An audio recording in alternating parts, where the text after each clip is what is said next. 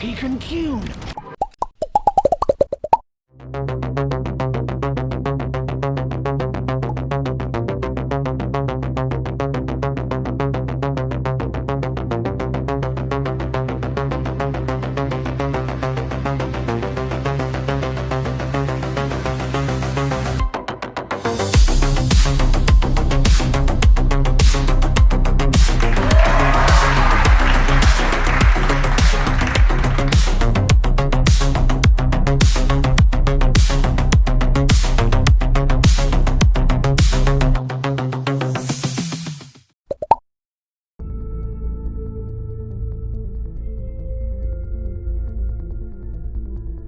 In the dark, there is no sunrise, no familiar streets, no memory of how you arrived.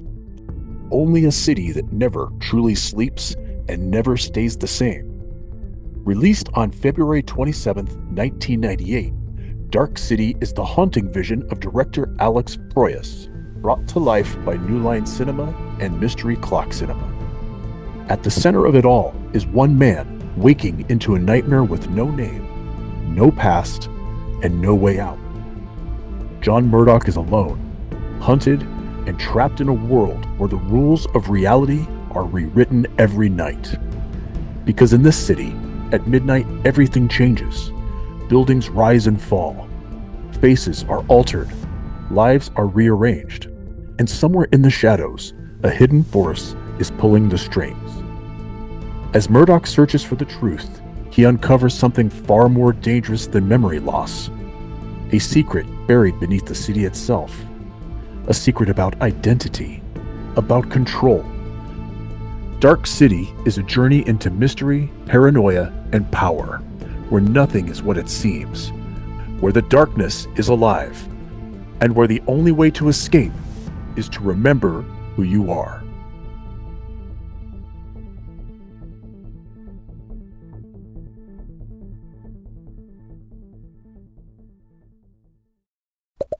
Welcome to Popped. I'm Daniel, the creator of the show, and joining me is my co-host who nightly implants memories from other humans into your own while you sleep. Hi, Eric. Hello, everybody. I'm really bad at that implant thing because I hate needles. Then you do use the needles, don't you? That's Just it's kind of insert them creepy, dude. manually with a mallet. Little creepy.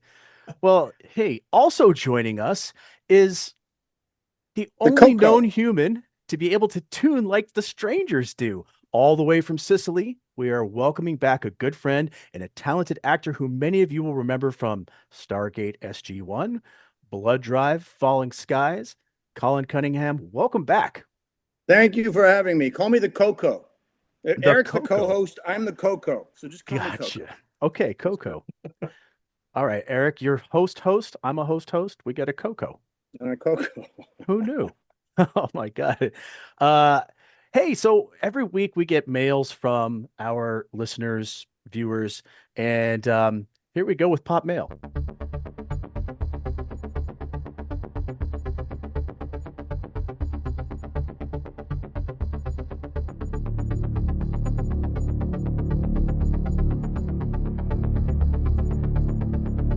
And we didn't get any mail this week. But if you'd like to mail us, you can at popreview@gmail.com or Eric_poppedkernel at protonmail.me. Is it protonmail.me? Proton.me. Proton.me. Man, why did I put mail in here? So I have two typos in this that are great. It says pooped kernel. And yeah, I am not infallible, folks.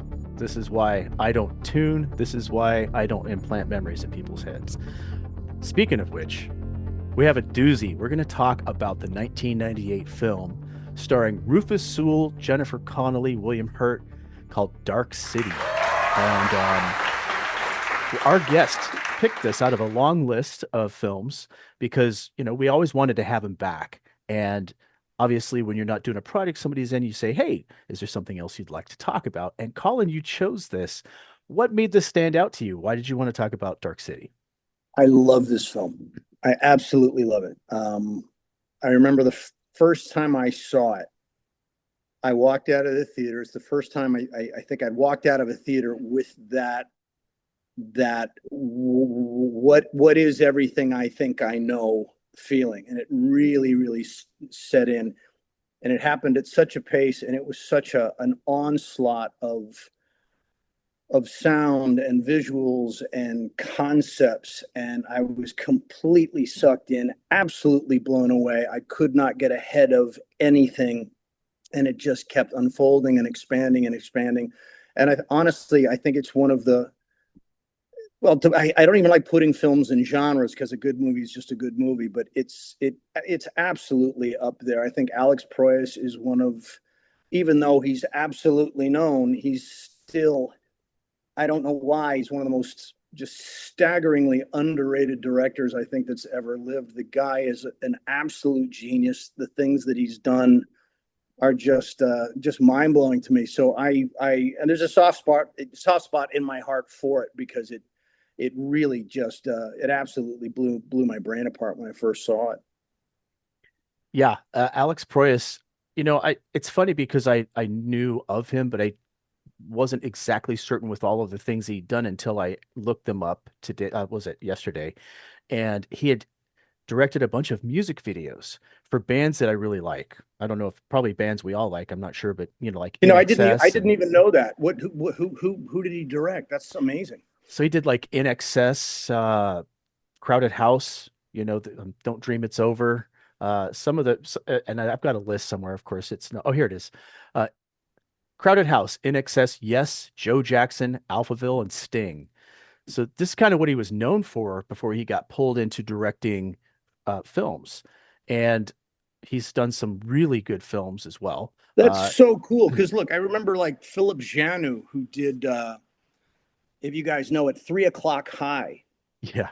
And it's just like here this guy's hired and he directs the living snot out of that movie. It's absolutely brilliant. And then he went on to do the film with Sean Penn and Gary Oldman. I mean, but he was directing music videos for U2 or a bunch of them. But so I think the music video format and Spike Jones, you know what I mean? I mean, these are music videos allow you to think so unbelievably out of the box.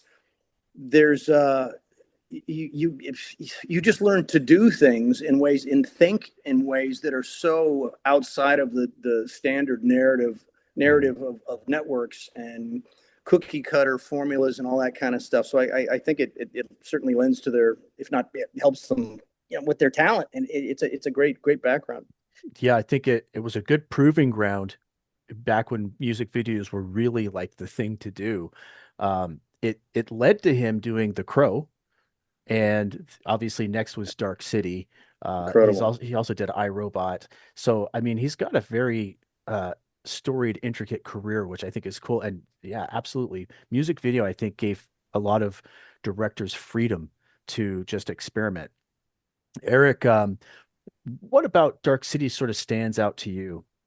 Oh, Dark City was in many ways one of the first films for me that really that just twisted reality, that just made you, I mean, we've seen the storyteller stories where it's someone weaving a story and then suddenly it's like, oh, you're actually in the story or something, or it changes, you know, like the never ending story or something like that, where it's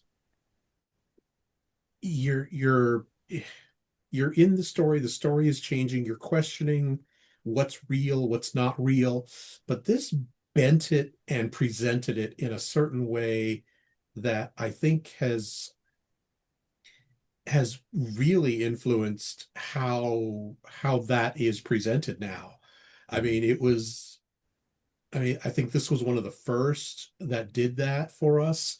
And then, of course, we had, you had films that came out like a year later, like The 13th Floor, which grossly underrepresented in and forgotten about, Right. because then The Matrix released and kind of buried everything. And now that everything became The Matrix as opposed to People, and honestly, I really think films like The Matrix owe a lot to Dark City Mhm. on just what what it is we're seeing and how that is presented. Um, yeah, it's an amazing film. I would agree. And so would Roger Ebert, who very Oh yeah. famously said that this is like one of his favorite films of that year. And he loved it so much he agreed to do the commentary on the DVD, which, I have that.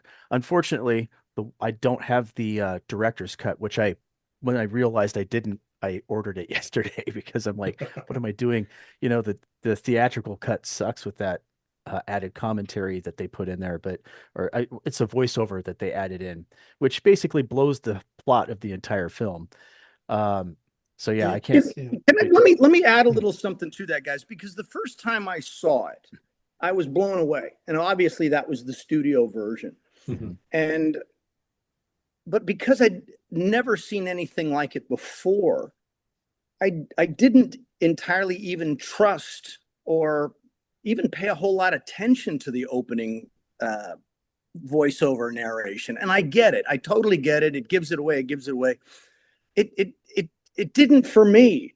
It was still a great film. And sometimes when I think back, and naturally I've seen the director's cut and the regular cut, and I get them mixed up because for me, it honestly doesn't.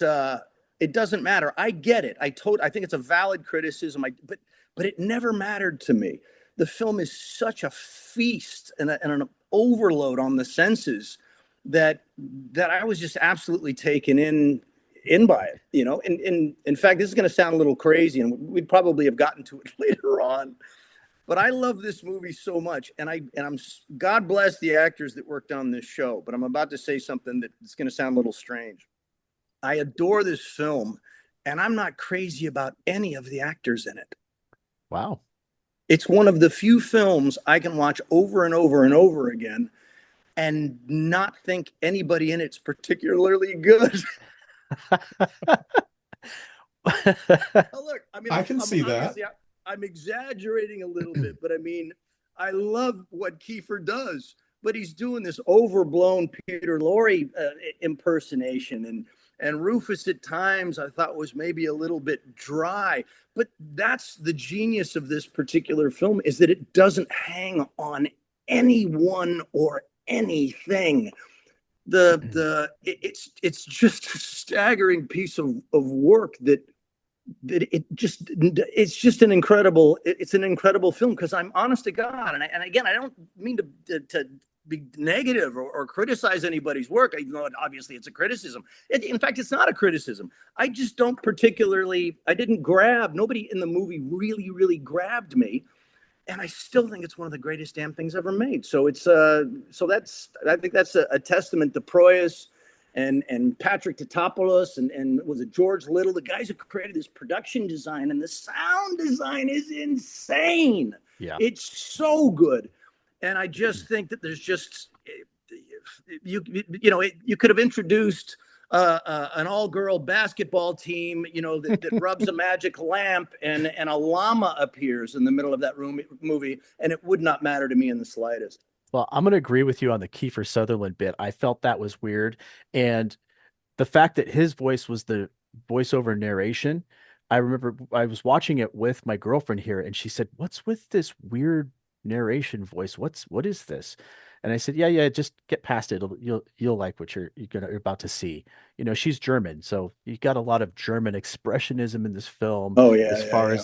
as the look, but as far as the acting goes, I felt like Rufus Sewell for me was kind of perfect because he was understated, yet he also played that confused sort of, where am I? What's happening? Why Yeah. is, I thought that he almost was the perfect choice for this. The one that got me initially, and I absolutely love her, was Jennifer Connelly. I was like, why is she playing this so subdued? Like it was almost like she was whispering or just barely there for the beginning of the film. And as it progressed, she got exponentially stronger as a character. And then I realized this is an acting choice. So I would give props to her on the fact that she went from, and I don't know, maybe it's the director telling her to do this, But at first I was thinking, wow, this is a bad performance. And then it ramps up and she changed my mind before the end of the film. No, I mean, it's like I said, it sounds crazy. I would say that everybody in it is great. Everything that everybody does totally works. I'm just, I don't know. I don't know how to say it. Just none of the performances grabbed me. The movie though just grabbed me by the ass, man, and just flung me around the theater for a couple of hours. I just think it's an amazing film. Eric, how about since we're talking about the performances, where do you sit with all this? Because obviously, Colin and I agree on the Kiefer performance a bit, but where do you sit? The the actors themselves, I think, were almost secondary to the story, to a degree Totally, that to a degree that, totally. yeah, I mean, the strangers are coming in and they're playing mix and match with the characters. So the only person or persons that stay who they are throughout the film is Rufus Sewell and Kiefer Sutherland. Everybody else is kind of like, okay, we're going to hit the reset button, and these guys have to start all over from whatever base character that was injected into them by the strangers. So they don't develop. They don't expand on or become any more than that base character of who they are, because in a few hours they're going to go to sleep again and reset. And yeah, and it's only because John Murdoch, Rufus Sewell's character, stays awake during that, as does Kiefer Sutherland's character, Daniel It's like Schreiber, I Schreiber. think. Yeah. Um, but yeah, I mean, yeah, Kiefer Sutherland's character, very odd choice there. Um, But I love but that he made it. yeah, I it's love that he interest. made it. Yeah, Yeah. it's an interesting character full of weird little ticks and the way he presents himself, and that certainly makes him stand out. Rufus Sewell, for the longest time, I was just kind of like, oh wow, that's cool guy. I don't think I've ever seen him anywhere else. And honestly, it took me years before I got to the point of even recognizing him in other roles that he's done Mm. and Mm. connecting that back to, oh, dude, that was that guy? Because it just doesn't connect at all, because I mean, from my understanding, the director wanted someone that didn't stand out, that was kind of like, looked familiar, but you weren't going to be distracted by his stardom as to who this character was. So he wanted to cast someone that was kind of, almost like could blend in to and be anybody. I That's think that's a great assessment. Yeah, because he does. He kind of plays an everyman, and not an everyman like the man of the street or a blue collar guy, but he plays an any man. Yeah. Yeah, in You know, fact, there is a tagline that I pulled up a couple taglines as descriptions of this film, and the first one I found says, "Bewildered everyman suffering from amnesia who is pursued through a retro-futuristic landscape by the strangers, an alien race." So that's a perfect description, Colin. Um, Now, would you guys agree that at its core, that this film is sort of an existential exploration of memory and identity, or would you say maybe it's something else? And whoever wants to take it, go for it. Mm. well, yes, it absolutely is that, and within that statement alone is you can go in any direction uh, forever. It's an infinite. It's bottomless. I think the ideas in the film are bottomless. I think maybe perhaps the difference between Dark City and the Matrix is, the Matrix is a blast. It's that concept, only Die Hard. So it's an adrenaline filled, just pumped up action film, whereas this really does make you question reality on a just on a more personal spiritual level, and it just goes deeper. I think it's more terrifying, if anything, in terms of just what makes you you. Is it Well, your yeah. memories? Is it your, like, what is it exactly? Because we really are. I mean, we're a product of our environments. We're a product of our history. We're a product of our memories, which is essentially the same thing. I mean, really, when you think about it, there is no, and I'm going to get a little existential crazy here, but there is no now. There's no, the people talking about the past, the present, and the future. Well, there is no present and there is no future. The present is essentially where the past starts, and then it just goes back. And it's just an unfolding of the past, and that's your experiences and where you are, and what you are and how you are and when you are, and all of these things make you up. And it toys with that. It absolutely toys with that, and how you can switch things around. That's your husband today, that's your wife tomorrow, that's your wife again on Thursday, or whatever it is. It's a different job, and you will reflect that. You'll be absorbed into that environment, and become that to a certain percentage. But is that really what you are? It's it's just really, it's just such a great movie. Yeah, obviously, if you get to the climax of this film, your protagonist says, you were searching for humanity in the wrong place, which, and then he doesn't point to where it is, which I felt was Yeah, a brilliant choice yeah. because, where is it? I don't want to be told it's here. It could be anywhere, you know, but they did such a good job of just leading you down this spiral. And I'm just going to say spiral because the Fibonacci spiral was a theme in this film.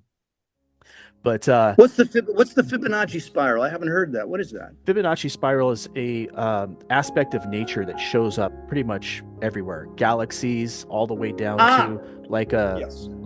snail, right on the Yeah. snail shell.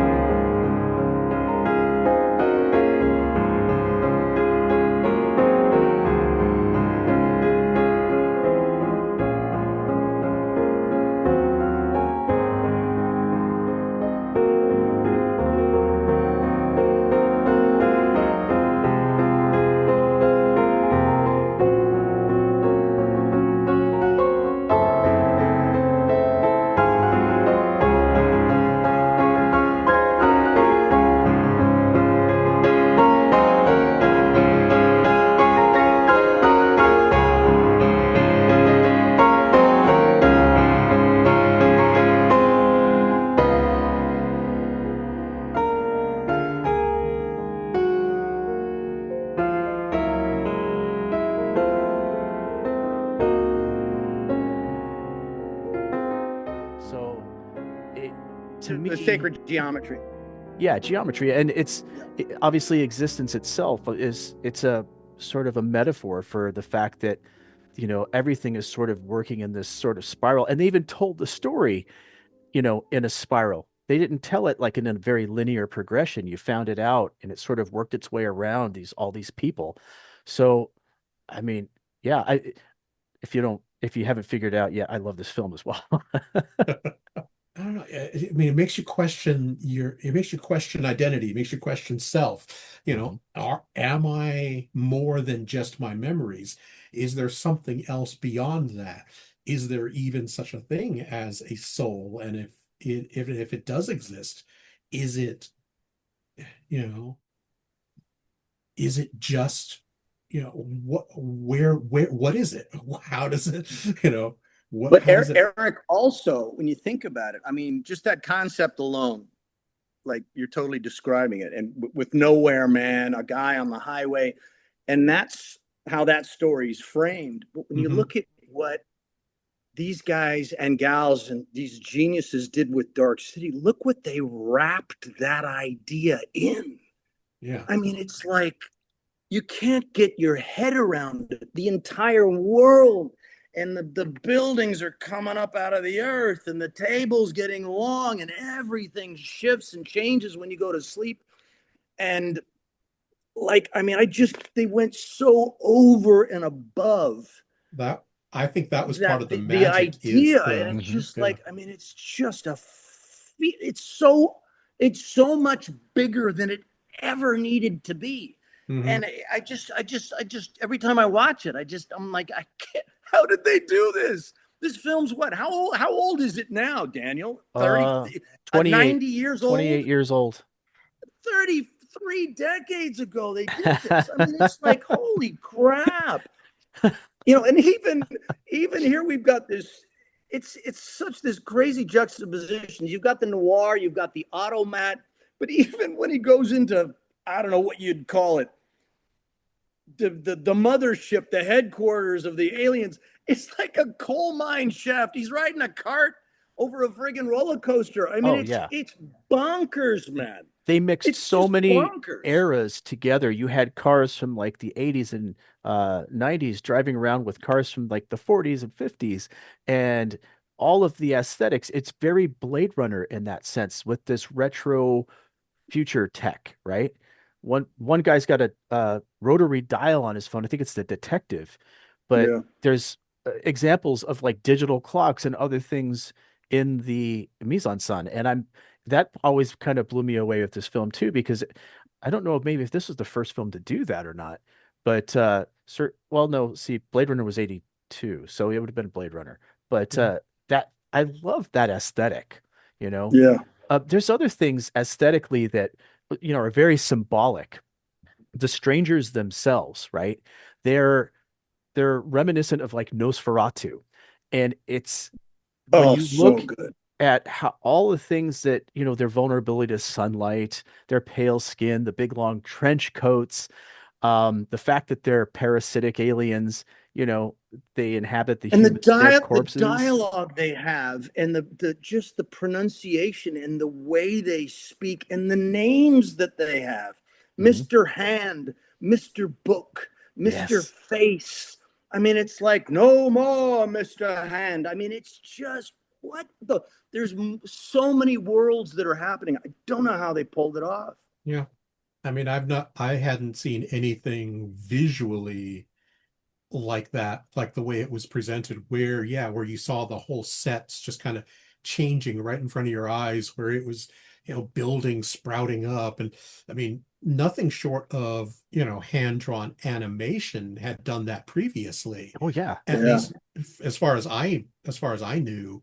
And just to see this in quote unquote live action when computer generated imagery was still in such infancy that, I mean, this was just, yeah, that was literally just mind blowing at the time. You brought up No, animation, but one of my notes in here is that this reminded me of a comic book in a sense because of the way they framed characters in these shots and the exaggerated angles that they use, forced perspective, swooping camera movements. It really made me feel like I was watching a comic brought to life, which I think is pretty fascinating. it is, and but just when you get into the core of this again, this idea of what is what, but it's also the way, I mean, Proyas starts Alex Sewell off in the bath and he's naked and he doesn't know where he is. Mhm. And that's a water birth, man. Like, that's Genesis. That Yeah. is, I mean, like, I don't want to go down that crazy ass rabbit hole, but they thought this shit out. And it's so true. And And the then the first thing phone he rings does, and it's Kiefer on the be heard this disembodied voice saying, "Look, you got about 30 seconds, you got to get out of there now." And I'm confused. He's confused. Nobody has any idea what's going on. And I remember sitting in that theater, and when the elevator came up and you saw those figures, and the doors open and they don't walk out, they just roll, they float. I shuddered. I'm like, what the hell have I gotten myself into? It's just so good. it's yeah, it's an amazing presentation there. I mean, yeah, he wakes up in the bath and like the first thing he does, so you know he's the hero, is he saves that goldfish. Right. So Yeah. it's one of those save the puppy, save the goldfish, Well, save. it also is a clue to the detective that maybe this guy isn't the killer they think he is. And it's the Yeah. thing that starts the detective questioning what's going on. Hmm. Well, it's so funny, Eric. You just mentioned the goldfish. So I literally watched this movie about a week before you contacted me, Daniel. I'm not Oh, kidding. Like wow. that actually happened. It actually happened. So I'm just boom, there it is. It's Providence. I have to review this film. But when I watched it, I don't know, 4 weeks ago, 3 weeks ago, whenever it was, and the goldfish, and I don't know if you guys know, but I made a film called Centigrade. It did really, really well. It was about a Mhm. guy lives in an old busted up trailer. There's no wheels on it. It's I laying dead in watched the it. weeds. He does a bad thing, wakes up in the morning, and it's being towed down the highway. It's burning up. He can't get out, and all that kind of stuff. But there's a goldfish in the trailer, and at the end, the goldfish, it breaks, and you see the goldfish. And it wasn't until 3 weeks ago when I saw Dark City, I thought that was an original idea of mine. It was not. When I think about the stuff I've absorbed, when I write, when I direct, when I do things, and I think they're my creative ideas, and I realize, no, I have absorbed so much stuff. I'm the biggest cheat, the biggest thief on the planet, because these moments and these shots and these images were so important to me that I now claim them as my own. But when I saw Dark City, I'm like, that's where that came from. Here, I thought it was mine. It wasn't mine. It It, was it's Alex's. it's crazy too because you bring that up and it just hit me right now. Literally just hit me right now that that goldfish is a metaphor for everybody in this film or the humans in this film comfortably swimming around in its little bowl. The Yeah, bowl drops and shatters and now it's uncomfortably, struggling and it gets picked up and put into a new closed environment, yeah, right? yeah. You It's could you could call the goldfish Truman. you You know what I could, mean? I but mean, you're just that's it. You know nothing outside of the bowl. You know nothing outside of the bowl. right. So he got placed from one reality into another. And it's sort of a metaphor for, the characters. But, even Rufus Sewell, his character, which Murdoch, um, he does eventually overcome all of this and he learns who he is and what, he has the power to do all this stuff, which will bring me to sort of a, a controversial question in a little bit, but before I get there, he went from one fishbowl to another. Now he's in this city. He's still stuck in a Yeah, floating city, even though he can alter it and manipulate it. But really, has his reality changed that drastically? yeah. He's more in control of it. That's about it. I don't know. Hey, if I may Discuss. bring up I want to bring up two things just as notes because I just think they're really really cool. In case I forget to bring them up because they're just parts that I love. Number one, the only guy in the movie that tells the truth is the insane man, and I love that. When you Right. first are introduced to that character, he's nuts, absolutely certifiably insane, and yet that's the only guy who's speaking the truth. And there's no way out. There's no way out. And when William Hurt goes to his house and walks into that room and there's all those spirals and it's like, holy shit, this guy's whacked. I mean, you feel sorry for him. He's just absolutely gone. And he's just saying there's no way out. None of this is real. Like there's none of it. There is no case. I mean, you're just like, what the hell is going on? Oh, it's so good. Yeah, for sure. Oh, and the other thing I wanted to mention, and this is a kudos to the actors. If you actually listen to some of that dialogue, I mean, even some of it is so stiff, it is so genre. Mhm. I mean, William Hurt's character is Bumstead. Like, are you kidding me? Detective Bumstead. And some of he's got a couple of lines. I don't know who it's to, either the prostitute or Jennifer Connelly's character, but it's like, look, babe, I saw you walking in here like smoke without the legs of a peacock, and yet you know that on Fifth Avenue the cheese is boiling, or whatever the hell, some Some ridiculous hard-boiled lingo, yeah. noir, Mike Hammer line, and and he's so good, you don't even hear it. And it's almost like if an actor sees that line, there's gonna be a fight with the director. How am I gonna say this? How am I gonna say she strolled in here like Vaseline on glass on an August morning? I mean, it's so stupid, but he makes it work, and I just think that's an absolute testament to the caliber of these actors. Yeah. I mean, that was the standard for hard-boiled detectives in the 40s, right? Was Yeah. that type of dialogue, and they made it work. But I felt like the art had been lost for so long, and I think you're absolutely right. It blends seamlessly into this film, so much so Yeah. that I didn't notice it, didn't really stick out to me as unusual. But, then there's so many unusual elements in this film anyway. Why would it stick out? I Hey, mean, well, listen, earlier you guys were talking about like Easter eggs and stuff like that. And Mhm. I don't want to jump ahead to anything, but I can't think of any. Like, give me one. I'm actually interested to hear All what you right. guys think of as Easter eggs. Don't go Googling it, you bastard. No, I'm Like, what do rolling you, down what to were my some of the, list. I've got oh, my okay, list okay, here. okay. Uh, so, so hey, ladies and gentlemen, trivia. We're segueing to a new segment.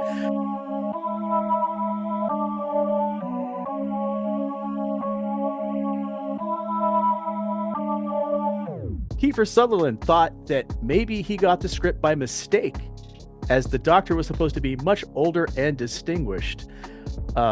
So he's thinking that maybe it was supposed to have been sent to his father. That's really interesting. Ha ha ha. Let me see if I can find one Wow. here that is actually would be kind of an Easter egg from the film. Let's see. Oh, so if you're paying attention to some of the rooftops, they were reused from the Matrix, or reused into the Matrix. So there is an Easter egg for you. No kidding. Same So was that sets. Yeah, Matrix some of the was sets filmed there a were- year later. I can't. Oh, I see. They use the same studio. That's right. Hey, listen. Yeah, it's I don't know if you got this in your notes, but I'd love to know if it's true.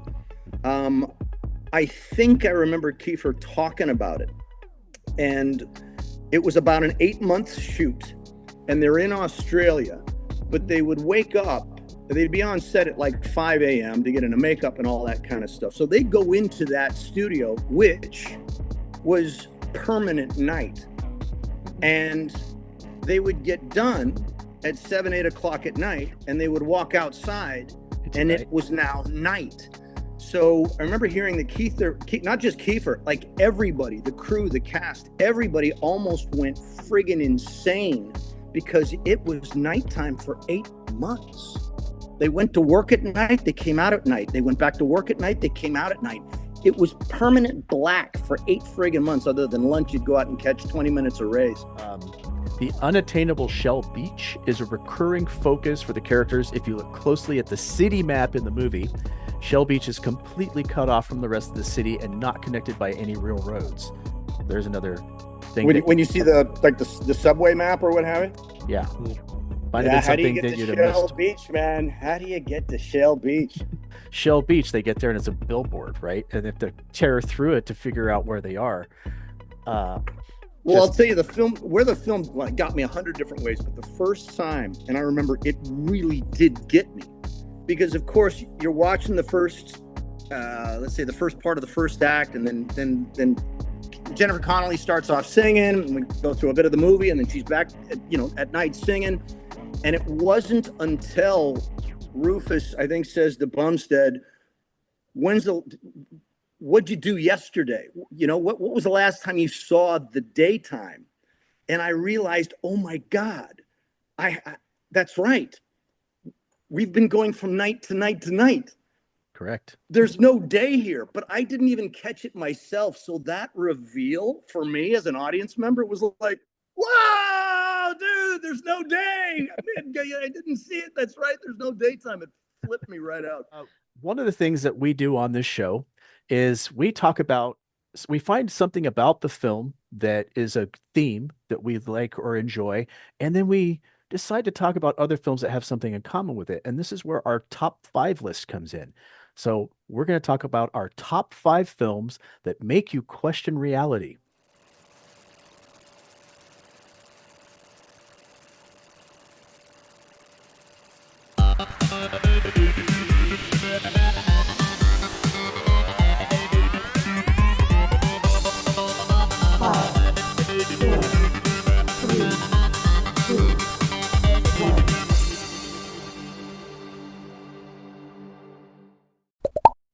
All right. Top five films that make you question reality. And of course, I'm going to say this like I say it every time, Wes Chatham. If you don't come on this show and take this back, this little gig back from me, I'm going to keep doing it because I know you do it on your podcast. So this is your invitation to come on here and take back your gig, right? I'm going to give you guys the correct list. And then you can give me yours and we'll go. There you go, Wes. All right. My number five is Moon from 2009, Sam directed by, Rockwell. yeah, Sam Rockwell, Dominique McElligott. It's you're an astronaut. You're on a little three-year solitary mission, and you're eager to get home, see your wife and your daughter, but suddenly you crash your lunar rover and end up back at the base. Good stuff. Number four, sorry, going backwards. Number four is The Village 2004, directed by M. Hmm. Night Shyamalan with Bryce Dallas Mm. Howard, one of my favorites. Joaquin Phoenix, Adrian Brody, William Hurt again. Almost like people cut off from the outside world, the woods is where the boogeyman is, and dangerous creatures. If you stay out of the forest, you live until somebody gets injured or hurt to the point where, yeah, mind blown. Number three, 13th Floor, 1999, directed by Josef Rusnak, has Vincent D'Onofrio, Gretchen Mol, Craig Bierko. Similar storyline to Dark City in the noir murder situation, but it ends there as they're exploring more computer simulated universes where people believe that they're real. Number two, one of my favorite all-time films, and probably I think one of Eric's as well, Blade Runner, 1982, directed by Ridley Scott with Rutger Hauer, Harrison Ford, Sean Young, Edward James Olmos. Blurred lines between humans and artificials, manufactured memories. And this is what I liked about it is the replicants develop genuine love and empathy and sacrifice, and they force society to confront the fact that the manufactured people might actually be more human than they are. So wonderful, wonderful film. Read the book, liked the film better for once. 1984, made in 1984, with D. Michael Radford as director, had John Hurt, another favorite actor of mine, Susanna Hamilton, Richard Burton, based on Orwell's book of the same name. You really, I mean, look, I think it was with the Annie Lennox Eurythmics soundtrack, and you'd still put that in your top five. Oh, I love Annie Lennox and the Eurythmics, but anyway. Well, look, I'm not knocking Annie. I love Annie Lennox. Here's why, and in an Orwell movie. But go ahead, explain that one, man. Here, I told you I rarely get political on the show, and I'm not going to get very political here. I'm just going to say if there was ever a more poignant story for this time that we live in right now, that's it. That's why it makes my number one. That's the correct list. I'm the soundtrack by waiting to hear from Parton. you guys. Hey, I love Dolly too, but I am eclectic as all hell when it comes to music. So, you'll find me all over the board. But I want to go to our guest and hear what your top five films that make you question reality are. I want to hear Eric. I want to hear Eric's first, if you don't mind. Oh, Eric, I what see. Are your top five? He wants to know. He's going to combat you here. Yeah, I gotta challenge you guys. I gotta challenge you. Eric, no, I get it. Apparently, Eric, you are up. Okay, my top five. These are probably going to be a little more traditional in terms of, questioning reality. My number five film on this list, because I wanted to make sure I didn't exclude it from this list like we often forget to do, is Dark City. Because hey, way to go. That's actually pretty good. We often forget to include the movie that we're talking about. I did this time. In our top five list. So Dark City was my number five. My number four is Fight Club, where we're not really it's it's David Fincher. It's wild, and I didn't see the twist coming. Much like Dark City, I was never ahead of this movie. There's a twist. Don't tell me there's a twist. Oh my God. Spoiler. Oh my God. Number three for this for the questioning reality film for me is The Truman Show with Jim Carrey. One of my favorites. I love it, and it makes my heart swell, and I feel good, but at the same time I'm also inspired by that movie. The number two on my list is The Matrix. Hmm. Got to include The Matrix because it's The Matrix. And lastly, my number one film for questioning reality is Inception. Nice. So that's your number one. Yes, my number Beautiful. one film. Sorry. Yes, my number one film in that list That has is made your Inception. list several times on this show. Has it? Yes, Huh. it has. Yeah, Interesting. we've done enough, covered enough ground to where it's overlapped on a few of our Hmm. episodes. Yes. Now, you Got a have no couple way out honorable. now, Colin. You gotta you gotta give us your top five. This has been tough. It's really, really tough to squeeze it into five. Um, That's why I'm we gonna do it. try. I'm gonna try. Uh, so five is a split. I'm changing the rules. Number five, I've got a split between Angel Heart and Jacob's Ladder. Ooh, Angel Heart, great film. Okay, And just Jacob's Ladder. fantastic. You cannot have anything on this list, in my opinion, without Brazil. Number four. One of Ooh. my favorite films of all time. Um, Number three for me would be Run Lola Run. Mm, good Interesting. film. Number two, I'm split between Donnie Darko. You know what? I'm going to take Donnie Darko off the list because everybody knows it. So number two would be 1961 Twilight Zone entitled Shadow Play, starring Dennis Mm, Weaver as a convict who's sentenced to die in the electric chair. Only the whole thing's a dream, and the entire episode, he has to convince all of the other characters in the movie that they're just part of his dream, that they don't really exist. And his entire purpose for the entire story is to convince everyone that you don't exist. And there's some great scenes in it where he's literally the other characters talking and he starts saying their dialogue and they say, stop it, stop doing that, because he's saying what they're going to say. It's probably the first time I ever had my mind blown by this concept, but I think the absolute father of all of them, if you really want to get into something that'll scare the crap out of you and really breaks your heart, is The Father, Anthony Hopkins. I don't know when it came out. I want to say like 2000 or 2020 maybe. But it's basically a guy who's older. He's got Alzheimer's. It was based on the stage play. He has a nurse. He has someone else that comes to visit, and that'll warp. You want to have your reality twisted and feel what it's like to lose your mind. That's the number one film on my list. wow. Okay, so I said I had the correct list. I like your list better. Uh, but so Wes Chatham, eat that. He's got a better list than you do. You know why? Because you didn't show up. All right. So I have to change my number one though.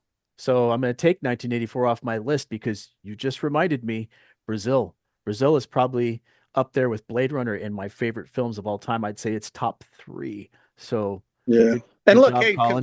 special mention to Fight Club, Birdman. But I mean, Jacob's Ladder. When's the last time anybody saw that? Oh, I love Adrian that Lynn film. directed. I mean, it's just like Tim Robbins just starting out, and he just kicks ass. It's great. He rocked that film. I my honorable mentions are I'm gonna go quick here because there's quite a few. Yeah. I got Pleasantville, Inception, Nice. The Truman Show, THX 1138, Oh Groundhog wow. Day, Yeah, Inception, Groundhog Day. Eternal Sunshine of the Spotless Mind, The Oh yeah. Matrix, Memento, Donnie Darko, Jacob's Ladder, A Scanner Darkly, Interstellar, and now I added the last two, Brazil and Angel Heart. I love Angel Heart. I think it's just a fabulous film. And I think, Eric, we need to actually do an episode on Angel Heart. Hmm. So why You don't you give should. us, Eric, your honorable mentions? I've only got two, and most of them have already been mentioned, which is Blade Runner and Total Recall. Oh, Total Recall. Yeah. As Mm. as my honorable mentions. They almost made my list, but didn't quite get there. Yeah, we had that funny clip in the episode we did on The Martian with Schwarzenegger falling out and breaking his helmet. And his eyes bulging. It was great stuff. All Yes, right. not the Colin Farrell version, but yes. So those were great lists. And Colin, Nice job, man. That was a great list. I really enjoyed that.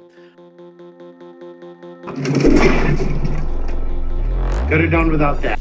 If you really enjoyed this film, you don't have any critiques of it, you might not have criticism of it. I actually had two that I didn't care for. One of them only exists in the theatrical cut, and that is the voiceover. Didn't like it. It reminded me of the Blade Runner voiceover, which was like a studio note because they assume the audience is too dumb to figure out the plot. So didn't like it. If you like that, it's cool. That's not my thing. The other one, and I know, Colin, you mentioned the strangers hovering was something that really was cool. I think I'm okay with the hovering, but the fact that they could fly, I felt was totally unnecessary. Because why give your characters powers if they can't use them to their own benefit, right? So you have people escaping in a car, and you're right. they're just sitting there watching them drive off. I'm sorry, you can fly after them. What are you doing? It just made no sense to me. One caveat to that. Yes, I get it. That's totally valid. I can't argue that. But how did they fly, Daniel? Did they fly? Or did they just stand and then float?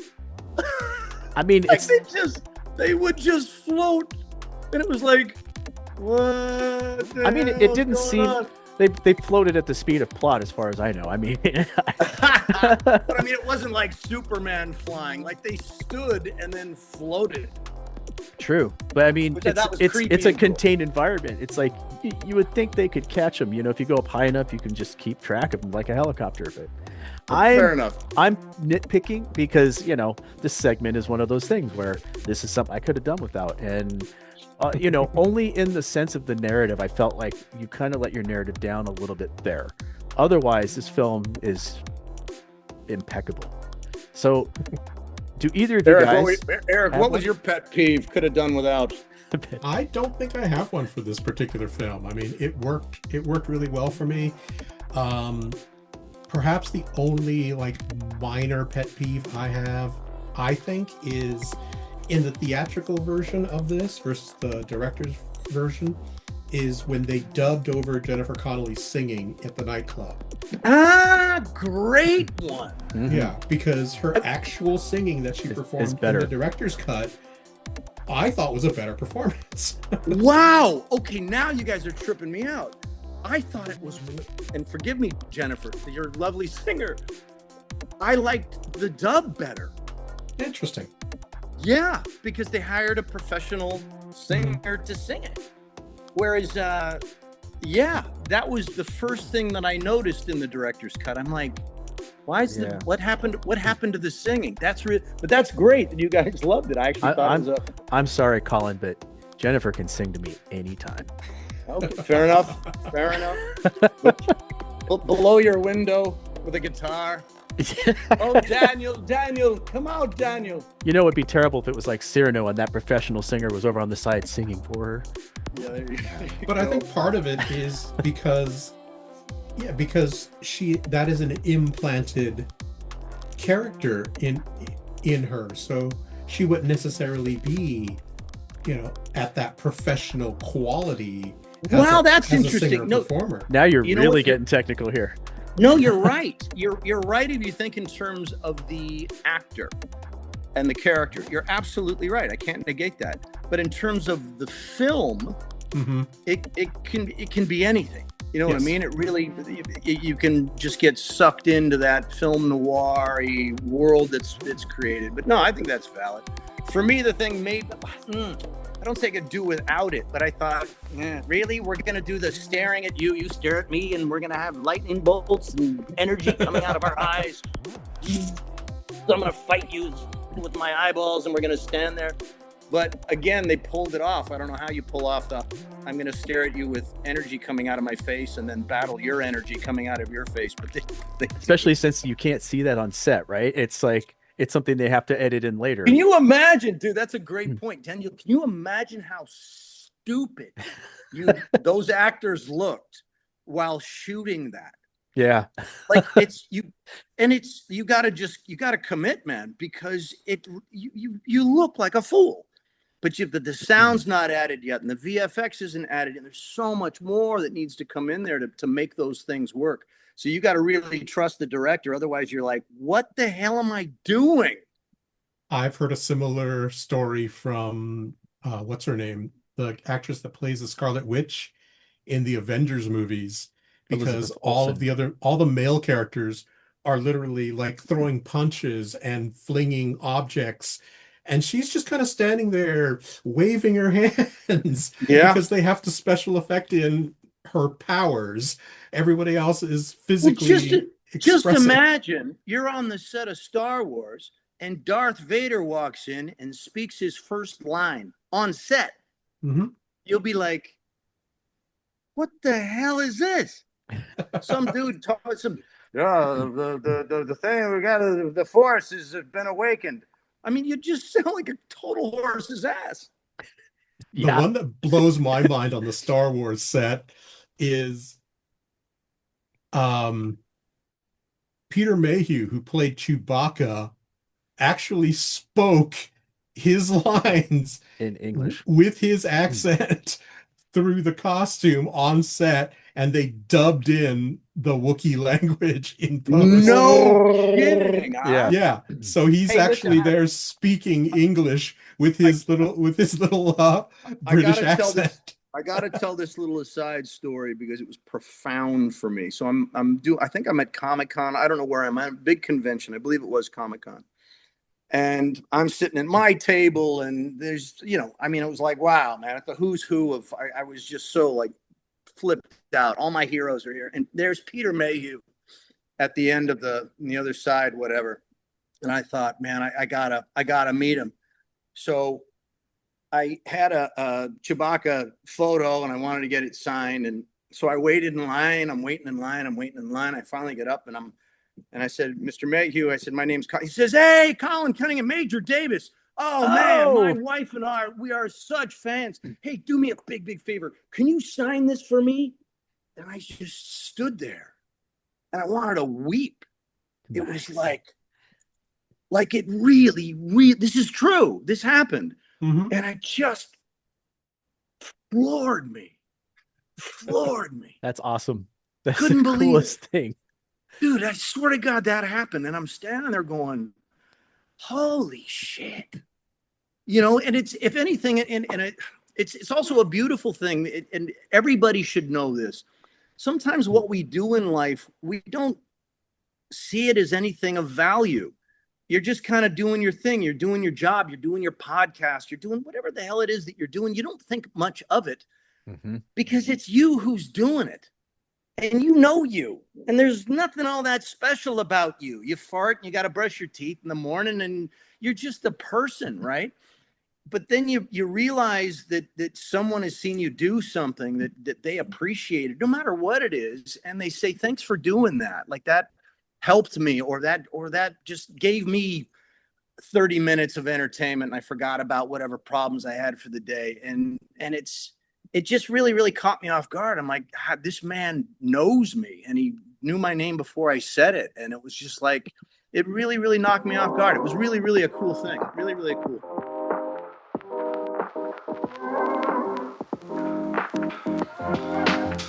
I already mentioned the Fibonacci spiral earlier. That was one of the things that I had caught in the film.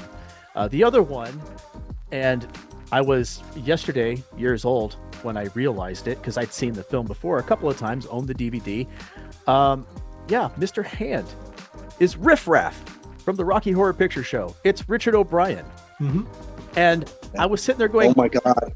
Wait. I Leonardo DiCaprio, ready? Here we go. Here it comes. The Leo DiCaprio was holding the beard. I was like, oh my God, I'm blown away. Totally forgot that. Oh my God, that's right. It's Richard O'Brien. Yep. So wow. That's my Didja Catch That. Anybody else got a Didja Catch That from this? This film is often compared to the Matrix films. And there's a couple of connections which the two have. One being that you mentioned earlier, the rooftop sets that Murdoch is chased over is the exact same rooftop that Trinity in the first Matrix films runs across. They use the same set, the same buildings on that particular scene. The other connection is the actor Bruce Spence who plays Mr. Wall in Dark City, appears in Matrix Revolution as the Train Man. So there is that connection between the two films. I would have missed that because I kind of tuned out in Revolutions. So yeah, well, I don't blame you. Well, I will say what I see, and I think it was absolutely deliberate. All of the strangers, those are professional stage actors. They don't rely on the camera. They don't necessarily even film act. It's hard because like acting is acting, but there are some great film actors. They know lenses. They know how it's going to cut. They know all that kind of stuff. They know that they can do less and all that kind of stuff. A stage actor will exude an energy that a film actor or someone who focuses on film cannot touch. They just can't touch it. Denzel has what he has is because he is a stage actor that they film. That's why Denzel is Denzel. Cate Blanchett is not a film actor. She is a stage actress, and she is able to resonate that energy, and then they film it. And I saw a complete divide between the actors in the film and the actors who played the strangers. There's such a different approach to the work, and I forget the gentleman's name, forgive me, but the guy who plays the lead stranger, the chief, and man, oh man, I mean that guy doesn't have Ian Richardson. Line. Yeah, Ian Richardson. Yeah. Just, I mean, that guy could just sit in a chair for 90 minutes and say nothing, and you're going to be riveted by it.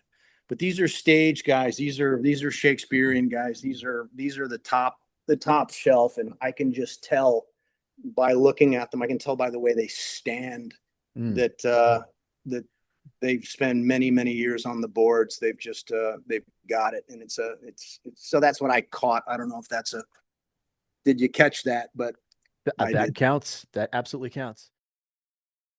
Let's get poppin'.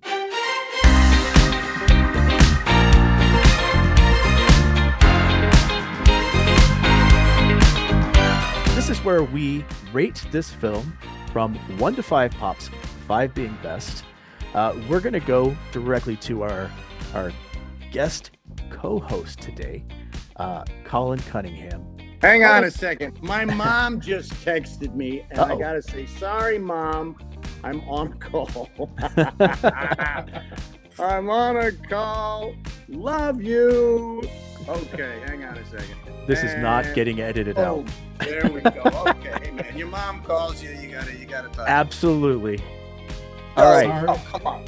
Sorry, Mom. I got a bigger name on the other line. Well, let me ask you a question. Why would you review a movie that's going to get 1 pop? I have. We've actually, really? Yeah. In fact, we did an entire episode on the worst films that we could think of. So yes, but the worst one would still get 5 pops. No, Not necessarily. No. They're still getting like half and 1 pops. So, you know. Okay, because I think that if the criteria is what is the worst movie you ever saw, I'd give that 6 pops right there because it's so bad. I will say though that we've reviewed a lot of films we like, and I have given a film 2 to 2.5 pops that I liked, but that's just because the criteria for what I think is a really good film doesn't necessarily have to do it with anything with the fact whether or not I like it. So fair enough. No, that's a proper. That's a good way to think about it. You're right. Oh, so, anyway, as Coco, gonna say, I'm going 5 kernels on this one, man. It's a 5 popper for me. Excellent. Wow. And even threw in the kernels there for you, Eric. So what do you think, Eric? Dark City, how many pops? Dark City for me is also a 5 pop movie. Love this film. Wow. You guys are great. I love that. I'm going to be a little bit more critical here, just because, not just because, but so if I was to go off of the theatrical cut, I would only give this film 3 pops, and it's because I hate the narration that much. But because we're talking about the director's cut here, and I love the fact that it's so topical for many reasons, but if you think about what AI is doing to us and our humanity right now, this film's even more prescient. So this bumps this thing. I'm going to give it 4.5 pops. It's damn near perfect. Yeah, that's fair. And that's where I Hey, let me ask you I guys. love this film. So it's not denigrating it to say it's not exactly 5 for me, but it's a 4.5. I respect 5. Hey, this has been an amazing conversation, and we've talked about a lot of stuff. We could probably continue on for another hour or so because there's so much in-depth detail about this film, and you can only cover so much and make it, palatable for an audience within a certain time frame. So I think we did the best we could. It's been awesome having Colin back here. I've been wanting to have you back for a while. Thanks for And having me, brother. Thank you. dude, just anytime you want to come on, just I'll send you a list if you want to just get on here. Also, I'll send you that address. So if you are ever over here, there's barbecue, good food waiting for you, and great conversation. So anytime. Sounds good. Thanks, guys, very much. Thank you, Eric. Thank you, Daniel, Yeah. very much. Awesome. So you can find us at poppodcast.com. Obviously, we've got a YouTube at Pop Podcast. We've got socials, Facebook, Instagram, all that. Please like, subscribe, do all the things. Eric, did you have anything you wanted to say to everybody before we go? It was a great conversation. Love the film. Love talking to you guys about it, and all the strange tangents that we took on this storytelling, journey. A lot of fun. Had a great time. Thank you, audience, for joining us, and keep on popping. Well, yeah, I agree. This is going to be a fun edit, I'll tell you that much. But I look forward to it because this was fun. And I guess on that note, we're off and we're leaving as well.